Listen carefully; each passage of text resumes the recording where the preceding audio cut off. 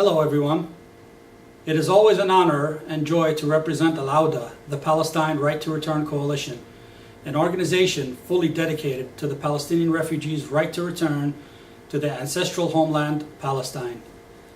Special thanks to the energetic organizers for having me yet again addressing this 65th Rotterdam Nakba Commemoration with some really enthusiastic Palestine activists.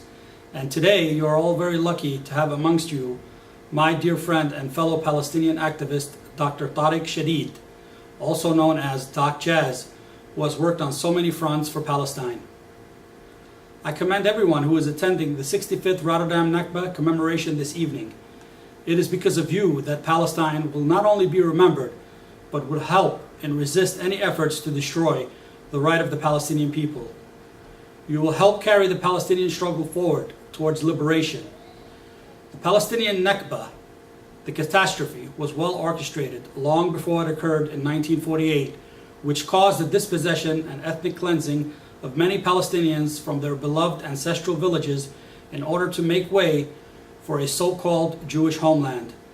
The story often fantasized by Zionists is that Palestine was a land without a people, for a people without a land. The fantasy does not explain the theft, massacres, mass forced expulsion of the original inhabitants of the land, the Palestinians, who were unquestionably the indigenous people of the land. One well-known example that ignited the Nakba was the village of Deir Yassin, in which I am a direct descendant of. My father and grandparents were survivors of the massacre at Deir Yassin that occurred on April 9, 1948. One of the aims of the attack was to break Arab morale and create panic throughout Palestine. Deir Yassin was militarily strategic to Zionist plans to empty Palestine of its indigenous inhabitants. A few weeks later, Israel declared itself a state and was recognized almost immediately as such by American President Harry Truman. The terrorist criminals who perpetrated the Deir Yassin massacre and others were never punished or brought to justice. Instead, they were rewarded, and one former leader of the Irgun, Menachem Begin, became prime minister soon after. Later, the renowned war criminal Ariel Sharon continued to carry out the slow genocide set in motion by the European-US Zionist project against Arab countries that continues until this day. To deny the Nakba is like denying the Nazi genocide in Europe during World War II. Unlike the Holocaust, which was a brief time in history, the Nakba is still ongoing and being carried out on the Palestinian people. Make no mistake, there were no blueprints in Zionist plans for peace with the Palestinian Arabs.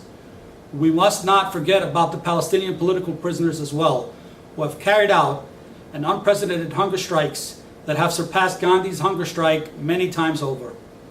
Some of you may be familiar with Samir al-Asawi, who has instilled honor and dignity to the plight of our Palestinian prisoners. The correction to the Nakba, if there is one, is the return of the Palestinian refugees to their homeland.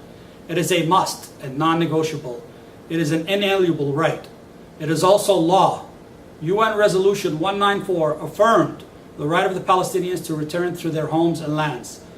This resolution was further clarified by UN General Assembly Resolution 3236, which reaffirmed in subsection 2 the inalienable right of the Palestinians to return to their homes and property from which they have been displaced and uprooted, and calls for their return. The Palestinian right to return is specifically to their original homes and lands, and not simply what may be designated as a Palestinian state in the future. Palestinians around the world, like us here today, aren't just commemorating the 65th Nakba of the Palestinian people, but are also simultaneously celebrating 65 years of resistance and perseverance. Our mission is not to just commemorate and remember what happened to our people during the Palestinian catastrophe, but to work towards rightfully returning home to Palestine. We remember, but we still fight and endure towards our inalienable right to return to Palestine. Thank you.